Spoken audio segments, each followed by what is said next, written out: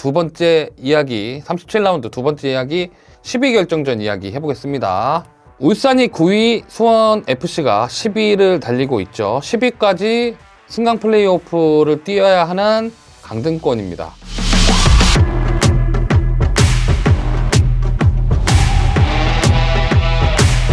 (37라운드에) 대한 정리를 해보면 울산은 잔류를 확정한 광주에게 씁니다. 그에 반해 수원FC는 잔류를 확정한 안양을 이겼습니다. 그러면서 승점 차가 2점 차로 줄어들었고, 승점이 동점만 돼도, 그리고 수원FC가 울산에 비해 공격력에서 앞서고 있고 다득점에서 앞섰기 때문에 이 경기가 만나는 상대에 따라 다르겠지만 방심하면 이 10위 승강 플레이오프권에 가는 팀의 자리가 뒤바뀔 수도 있는 상황입니다. 그래서 각 팀의 상황 한번 짚어보죠. 울산의 상황입니다.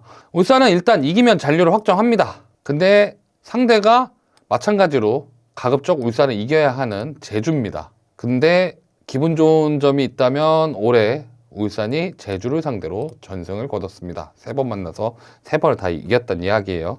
근데 이것도 이 제주 상대 전승을 믿을 수가 없는 게, 광주전도 전적상 우위였는데 무기력하게 졌죠.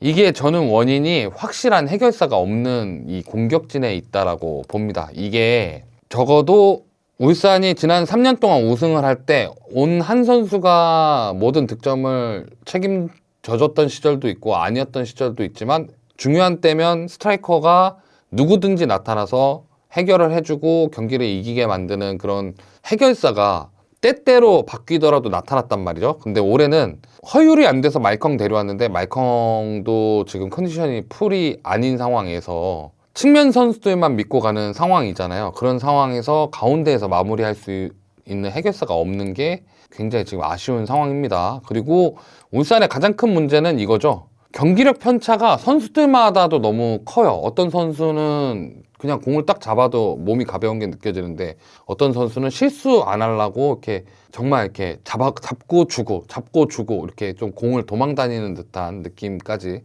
들게 하는 좀 겁먹은 경기력이 나오는 선수들이 좀 보이기도 합니다. 그러다 보니까 경기력 편차가, 어떤 선수는 되게 어그레시브하게 하는데 그에 반해 어떤 선수는 굉장히 안전하고 소심한 플레이를 하는 그런 경기력 편차나 자신감 편차가 선수마다도 너무 큰 상황입니다.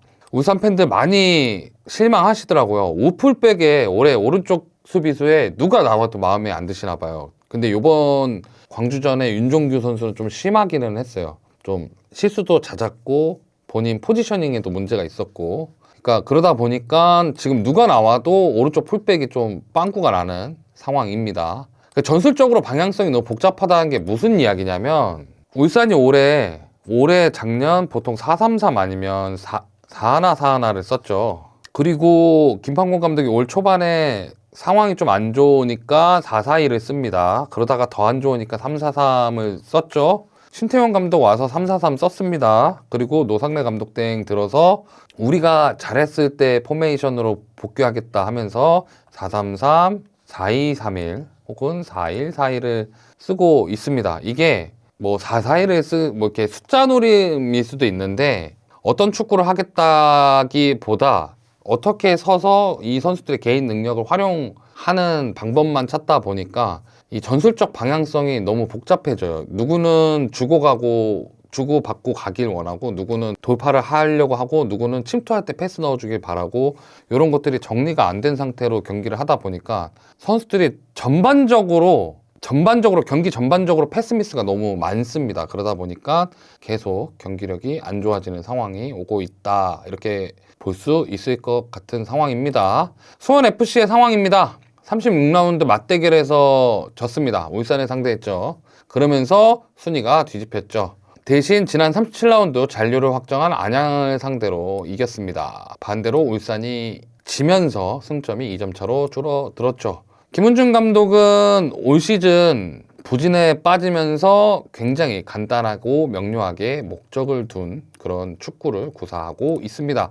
이 간단하고 명료하다는 뜻은 뭐냐면, 전방에 사박이라는 공격수를 둔 채로 최대한 박스 근처로 볼을 빨리 투입해서 사박이 볼을 거머쥐게 한 뒤에 주위 선수들을 이용해서 좀 더 파상 공세를 노리는 그런 빠른 공격 전환, 그리고 상대 위치에서 플레이, 이 컨셉을 두고 명확하게 축구를 하고 있습니다.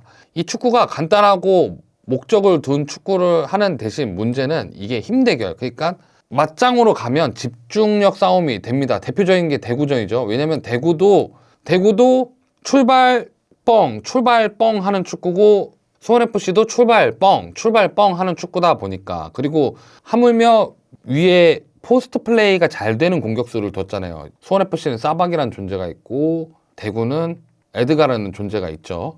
이 힘대결로 가면 집중력 싸움이 되고, 실제로 그 집중력 싸움의 끝에 무너진 게 대구전이죠. 결국엔 세징야의 코너킥을 에드가가 득점을 하면서 그 경기를 대구를 밀어내지 못하고 이렇게 비겼던 그런 전적이 있습니다. 마지막 상대가 리그 한정으로는 잔류를 확정한 광주입니다. 그런데 상대가 굉장히 전술적 경기를 하는 팀이라는 점, 그리고 여기 플러스로 광주는 코리아컵 결승이 걸려 있습니다. 이걸 따야 되는 상황입니다. 여기에 수원에 더 부담되는 부분은 일단 광주를 이기고 울산이 이기면 안 되는 상황이라서, 수원FC 입장은 잔류를 확정 지으려면 광주를 잡아내고 울산이 지기를 바라야 되는 상황입니다. 두 팀의 경우의 수도 굉장히 심플합니다. 결과적으로 수원FC는 이겨야 되고요. 울산이 이길 경우에는 울산이 잔류를 확정 짓고 수원FC가 승강 플레이오프로 가게 됩니다. 수원FC가 이겼는데 울산이 지면 이 순위는 뒤바뀌게 됩니다. 승점 차가 2점 차밖에 안 나기도 했고, 원래 3점 차였을 때도 동점이 됐으면 수원FC가 다득점으로 우위에 있었기 때문에 원래 수원FC가 더 위에 올라갈 수 있었던 상황이었거든요. 대신 변수가 좀 있다면, 울산은 지난 경기를 졌고요. 수원은 이겼습니다. 울산은 목숨을 거는 제주를 만나야 하고요. 수원은 다른 목적이 있는 광주를 만납니다. 이 차이가 좀 클 거라고 생각합니다.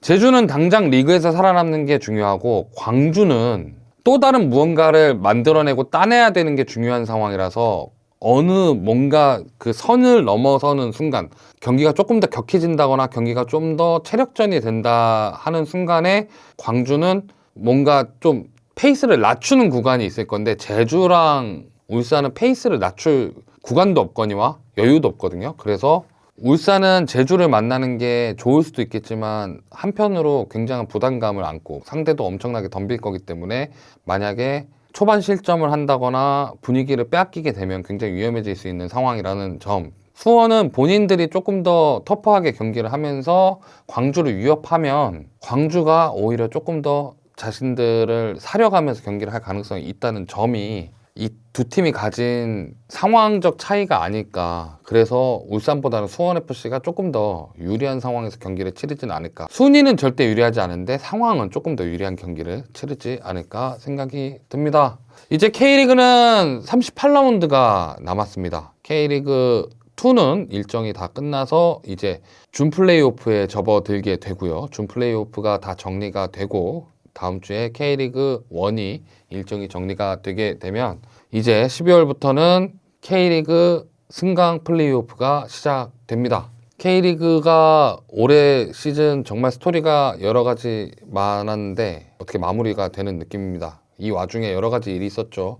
울산 건도 있었고, 제가 오늘 월요일입니다. 11월 25일 월요일에 방금 전에 제가 촬영하러 오기 전에 글을 올렸던 것 중에 포에사단의 타노스 코치가 사임을 발표했습니다. 이런 것들, 그리고 올해 유독 또 심판 판정에 대한 이야기가 많이 나왔던 부분들, 굉장히 어려운 시즌이고 지금도 어려워하는 팬들이 많을 거라 믿습니다. 시즌은 끝나지 않았습니다. 하지만 시즌이 끝나갑니다. 팬들은 최선을 다해서 응원을 하는 수밖에 없습니다. 선수들은 그 팬들을 실망시키지 않기 위해 최선을 다할 겁니다. 모두가 최선을 다하는 결과를 얻어갈 수는 없겠지만, 그래도 올해 K리그는 정말 뜨거웠고 재밌었습니다. 다음 주에도 주간 K리그 38라운드 경기 결과, 그리고 플레이오프 예상 및 승강 플레이오프 정리도 한번 해보는 시간을 갖도록 하겠습니다. 지금까지 스레베 스포츠 주간 K리그 장동이었습니다.